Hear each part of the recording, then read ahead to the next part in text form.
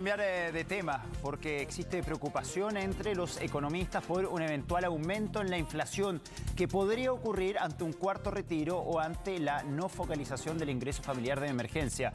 Para conversar del tema está con nosotros Alejandro Alarcón, economista de la Universidad de Chile. Muchas gracias, Alejandro, por estar con nosotros esta mañana y quería partir preguntándole si nos puede explicar muy brevemente, con peras y manzanas, por qué el hecho de que se apruebe el cuarto retiro, el hecho de que exista la extensión del IFE pueda provocar una inflación en los próximos meses y en la inflación anual en nuestro país. Bueno, buenos días.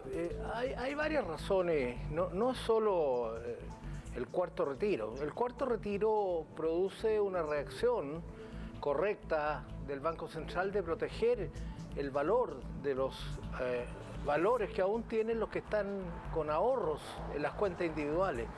Y por lo tanto, tienen que salir a comprar instrumentos para compensar el efecto de la liquidación de instrumentos para poder con esa liquidez pagarle a los que están haciendo los retiros.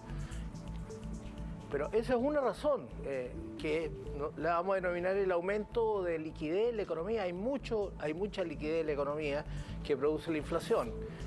Y las otras razones son el precio del petróleo y la cadena que provoca el alza del precio del petróleo y el alza del tipo de cambio, que sí tiene que ver con razones políticas.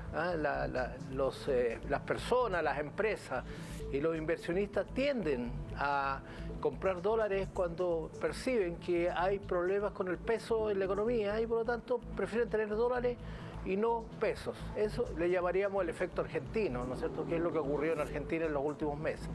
Todo eso produce inflación. Alejandro, entonces lo que podríamos ver, buenos días, en los próximos meses, por ejemplo, es que aumente aún más la inflación.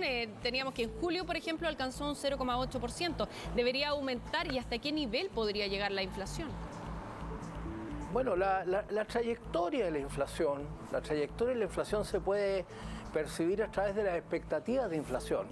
Y en estos momentos, en la última medición que tú estás mencionando, la inflación anualizada llegó a un 4,5%, que es sobre el techo del rango meta que el Banco Central permite para proteger los bolsillos de los chilenos, ¿no es cierto? Y la reacción que tiene el Banco Central es subir la tasa de política monetaria, que ya subió recientemente en 25 puntos básicos. Yo creo que en agosto va a volver a subir y antes que termine el año vamos a tener otra alza. Por lo tanto, la tasa de política monetaria es el instrumento que se utiliza para que la trayectoria de la inflación se suavice. O sea, eso es lo que podríamos... Tenemos que ver cuál va a ser la reacción. Eso es lo que podríamos esperar hacia fines de año, que el Banco Central tuviera que subir de nuevo la tasa de política monetaria, ¿no?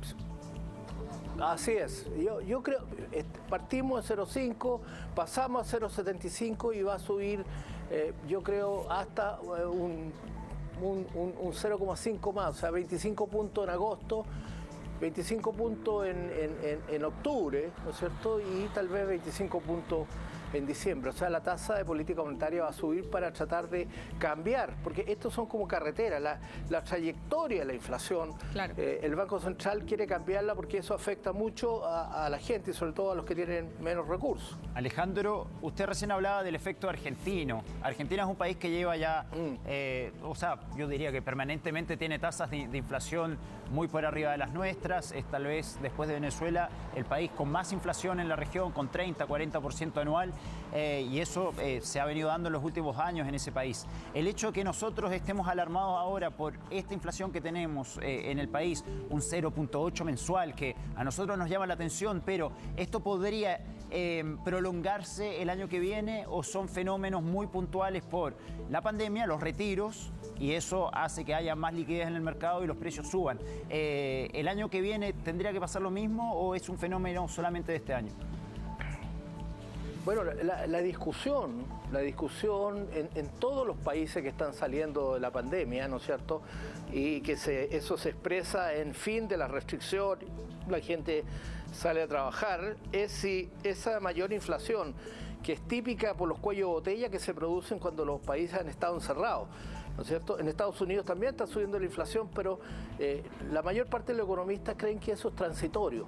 Acá la discusión si en Chile también va a ser transitoria, que es lo que tú me estás diciendo en estos momentos que podría ser, ¿no es cierto? Yo creo que si no se toman medidas como las del Banco Central y también la expansión del gasto público también provoca inflación. Entonces eso nos hace pensar que si eso no tiene una señal clara de contención hacia el próximo año, la estabilidad fiscal, y yo cuento con que el Banco Central va a ajustar la política monetaria, es decir, va a subir la tasa de interés. De lo otro no lo sé, porque en primer lugar tenemos que saber quién va a conducir el país desde marzo del próximo año.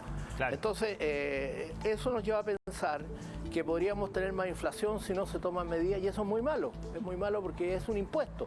La inflación es un impuesto y un impuesto muy regresivo que afecta más a la gente más vulnerable. Alejandro Alarcón, economista de la Universidad de Chile, le quiero agradecer enormemente por estar con nosotros esta mañana, aportando un poquito más de claridad sobre este fenómeno que está ocurriendo ahora en nuestro país. Muchas gracias, que tenga buenos días. Gracias, Muchas Alejandro. gracias a ustedes, muchas gracias. Y a Karina también. Gracias.